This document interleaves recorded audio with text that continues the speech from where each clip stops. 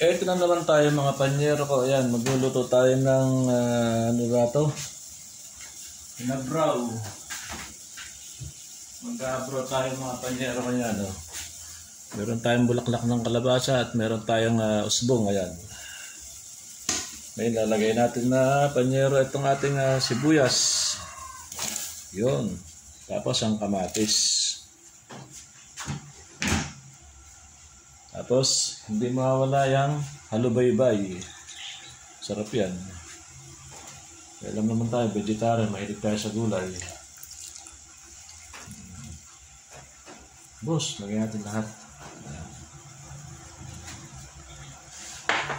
Tapos yan, pakukulaan natin, tatakpan muna natin yan guys.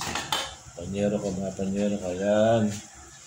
Inantawag dyan sa Tagalog ay inabraw, panyero. Abraw, dahil sa mga taga Nueva Ecija, ano, shoutout sa inyo lahat. Yan ang ating abraw.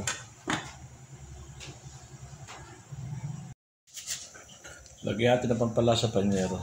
Yan. Magic.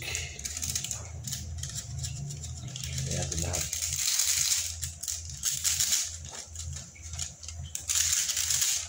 Ay, nahulog pa siya. Pambihira.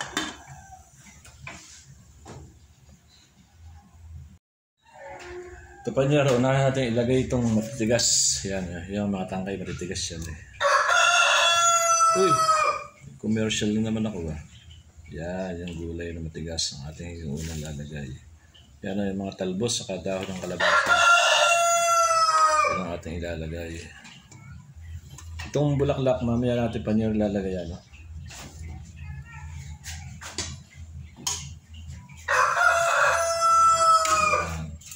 Ganyan panyero ang nag-abraw. Turo ko sa inyo yan ha. Susundan nyo lang. Tapos ilalagay natin itong ating sahog. Yan.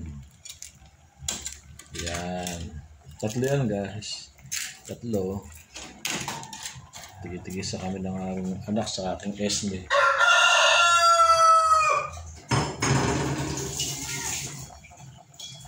Tapos yan, pakukulaan ulit natin.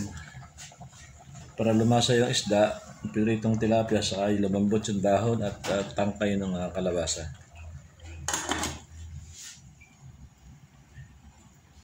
Ayos. Ito na panyero, lalagay na natin ang bida ng ating ulam. Ayan. Ang bida ng ating ulam, ayan ang bulaklak. Ayun. Lagay natin yan. Pasarap.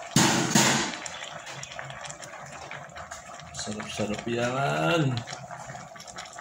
Try nyo panyero at napakasarap sa ating umagahan o tanghalian. Kahit anong oras sa punan, pwede yan. Yan panyero ay paglambot. Siguro mga 3 minutes lang okay na ito. Hindi masarap yung durug-durug yung malambot na malambot yan. Sarap. Diba? Yan, pakita ko sa inyo panyero. Ayan o. Ay napakasarap naman. 3 tilapia asaw niyan panyero. Subukan nyo. Napakasustansya niyan. Follow, like, and share naman panyero niyan. No? Subscribe naman sa aking YouTube channel. Bye guys.